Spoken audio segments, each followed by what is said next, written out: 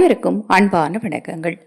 12/5/2025 திங்கட்கிழமையில் சித்ரா பௌர்ணமி.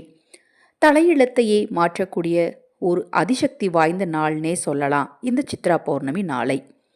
இந்த சித்ரா பௌர்ணமி நாள் உங்கள் குலதெய்வ வழிபாட்டிற்கும் இஷ்ட தெய்வ வழிபாட்டிற்கும் உரிய ஒரு நாளாக இருக்கு. இந்த நாளில் மகாலட்சுமி தாயாரின் பரிபூரணமான அருளை பெறுவதற்கும் உங்களுக்கு பணவசியம் உண்டாகுவதற்கும் இந்த ஒரு சூட்சம பரிகாரத்தை செய்யுங்க. இன்று உங்களால் முடிந்த அளவு எறும்பு அல்லது நாய் அல்லது பறவைகள் அல்லது மீன்கள் இந்த உயிரினங்களுக்கு உணவளியுங்க. அதே போல் ஆதரவற்றவர்களுக்கு இன்றைய நாளில் உணவளிப்பதும் உங்கள் வாழ்க்கையில் நீங்கள் தெரிஞ்சும் தெரியாமலும் செய்த பாவங்களை நீக்கி கொடுக்கும்.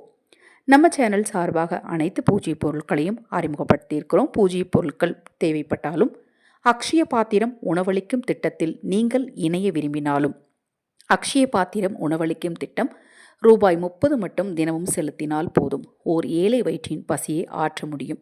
அதை பற்றிய தகவல் உங்களுக்கு தேவையெனில் 9344692042 இந்த வாட்ஸ்அப் எண்ணிற்கு தொடர்பு கொள்ளுங்க.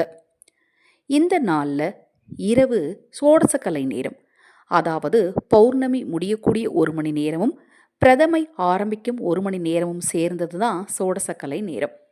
இன்று இரவு 9:44 11:44 வரைக்கும் இந்த நேரம் இருக்குது. இந்த நேரத்தில் உங்கள் வீட்டு நிலைவாசலில் இந்த தண்ணீரை வைங்க. ஒரு நிறை சொம்பில் தண்ணீர் எடுத்துக்கோங்க. அந்த தண்ணீரில் கல்லுப்பு, வெந்தயம், பச்சை கற்பூரம், ஏலக்காய், லவங்கம், துளசி இலைகள் இது எல்லாமே போட்டு உங்கள் வீட்டு நிலைவாசலில் வச்சிடணும். அதன் பிறகு அந்த தண்ணீரை எடுத்து வீட்டை சுற்றி தெளித்து விடலாம். நான் அந்த நேரத்தில் வைக்கிறேங்க.